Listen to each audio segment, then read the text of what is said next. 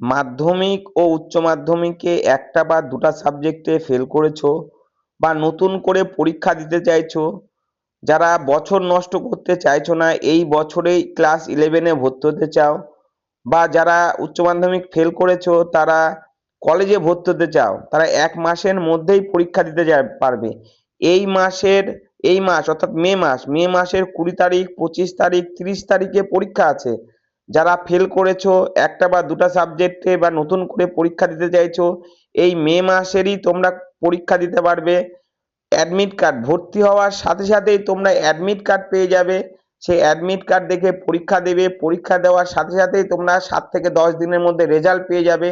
এই রেজাল্ট নিয়েই তোমরা ক্লাস 11-এ ভর্তি হতে পারবে ছাত্রছাত্রী, যারা মাধ্যমিকে ফেল করেছো একটা বা দুটা সাবজেক্টে বা নতুন করে পরীক্ষা দিতে চাইছো, তারা এই বছরই ক্লাস 11-এ ভর্তি হতে পারবে।